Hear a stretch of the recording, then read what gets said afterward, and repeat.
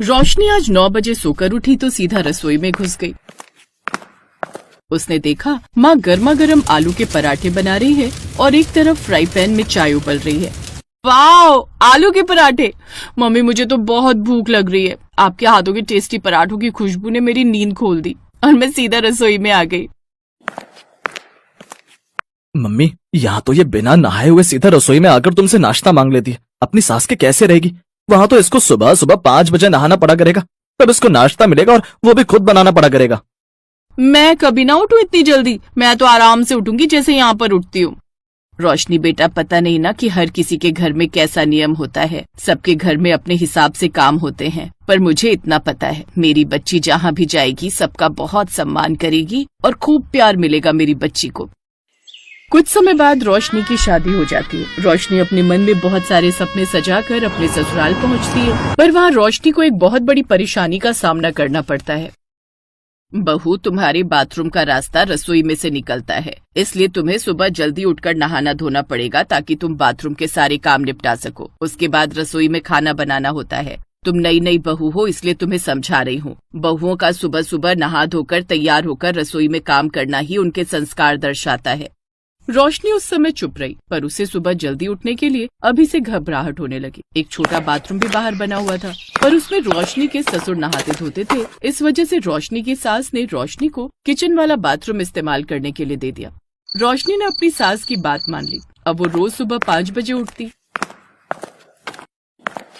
जल्दी से नहा धोकर तैयार होती और फिर रसोई में जुट जाती। लेकिन ये बदलाव उसके लिए आसान नहीं था। रोशनी अलार्म बंद करके बेमन से उठती, आंखें मलती हुई रसोई की ओर जाती और जल्दी से बाथरूम में घुसकर नहाने लगती। सुबह 5 बजे मौसम थोड़ा ठंडा रहता है। रोशनी बहू, 5:15 बज रहे हैं। क्या बात है, अभी तक उठी नहीं हो? रोशनी बहू, ओ रोशनी बहू! तुम सो जाओ, मैं माँ को बोल देता हूँ। तुम थोड़ी देर बाद उठ जाओगी। रात को भी तो देर से सोई हो। मामा मामी जी आए थे, मुझे पता है तुम उनके साथ बैठी रही थी।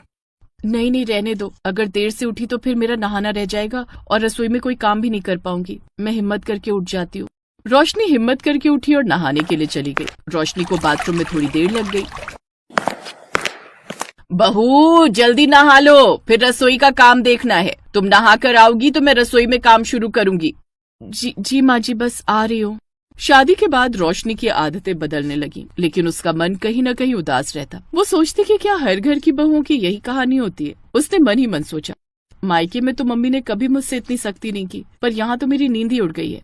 रात के समय रोशनी बिस्तर पर लेटी थी। उसकी आंखों में आंसू थे, पर उसने खुद को समझाया। समय बीतता गया। रोशनी ने घर के काम में खुद को पूरी तरह झोंक दिया। सुबह जल्दी उठकर बाथरूम का झंझट, फिर रसोई में सारा काम निपटाना, सास ससुर और पति की हर जरूरत का ख्याल रखना। लेकिन इन सब के बीच रोशनी ने अपनी हंसी और बेफिक्री कहीं खो दी थी। रोशनी ने अपने मन को समझा लिया था। एक दिन रोशनी की ननद प्रियंका कुछ दिनों के लिए रहने आई हुई थी। प्रियंका की शादी को 3 साल हो चुके थे।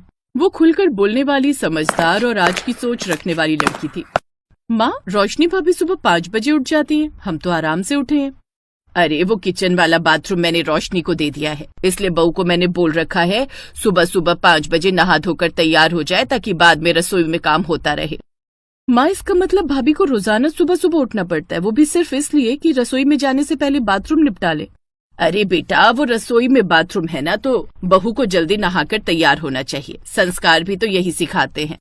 माँ, ये कौन सा संस्कार है कि बहू को अपनी सुविधा के लिए सुबह सुबह परेशान कर दिया जाए? पर बेटा, दूसरा बाथरूम तो बाहर है, वहाँ तुम्हारे पापा नहाते हैं। वो वाला मैं बहू को दे नहीं सकती ना, अच्छा नहीं लगता। माँ, भाभी भी इंसान है। क्या उन्हें हर रोज 5 बजे उठकर बिना ढंग से आराम किए दिन भर काम में जुट जाना चाहिए? क्या बहुओं का सम्मान सिर्फ इतना होता है कि वे घर के नियमों से बन जाएं? सम्मान का मतलब है कि हम उनकी भावनाओं का भी ध्यान रखें। हाँ माँ, प्रियंका ठीक कह रही है। रोशनी को थोड़ा आराम मिलना चाहिए। उसे सुबह इतनी जल्दी उठने की जरूरत नहीं है। तो क्या करूँ? बाथरूम का रास्ता रसोई से जाता है। बहू को सुबह जल्दी ही उठाना पड़ेगा, वरना मैं क्यों उसे जल्दी उठने के लिए कहूंगी? मैं इतनी निर्दयी नहीं हूँ। कोई रास्ता है तो बताओ इस परेशानी से निकलने का। मैं भी बहू को तंग नहीं करना चाहती। प्रियंका की बातें उसकी माँ को कहीं न कहीं सही लगी, पर समस्या अभी भी वही थी, रसोई से होकर बाथरूम का रास्ता। पापा, रसोई से होकर बाथरूम जाना सही नहीं है। ये तो साफ सफाई के नियमों के भी खिलाफ है।